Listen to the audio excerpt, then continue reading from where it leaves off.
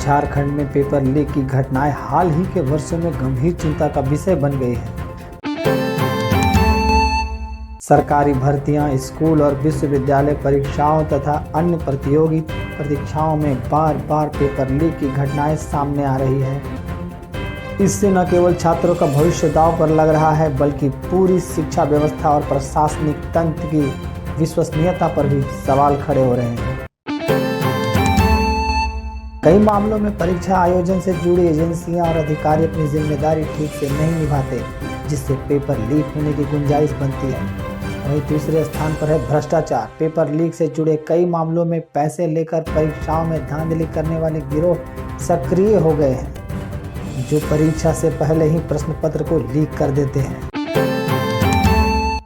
वहीं तीसरी कमियां तकनीकियों में हो सकती है। ऑनलाइन परीक्षाओं में भी डेटा सुरक्षा का सही प्रबंध न होने के कारण पेपर लीक होने की संभावना बनी रहती है।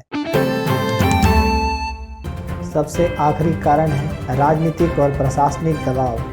कई बार प्रभावशाली लोगों के दबाव में भी पेपर लीक की घटनाएं होती है, जिससे दोषियों को सजा नहीं मिल पाती।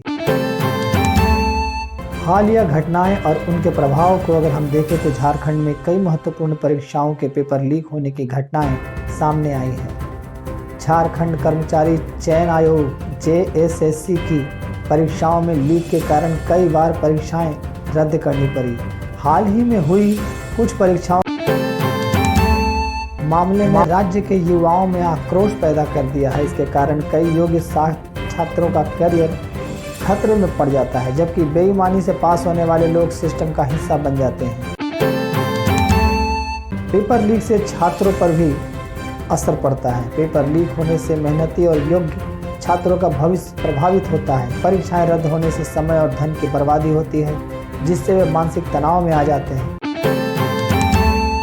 साथ ही बार बार पेपर लीक की घटनाएं परीक्षा प्रणाली में भरोसे को कमजोर कर देती है। पेपर लीक जैसी समस्या का समाधान बड़े और कड़े कानून, बेहतर तकनीकी उपायों और ईमानदार प्रशासन के जरिए किया जा सकता है।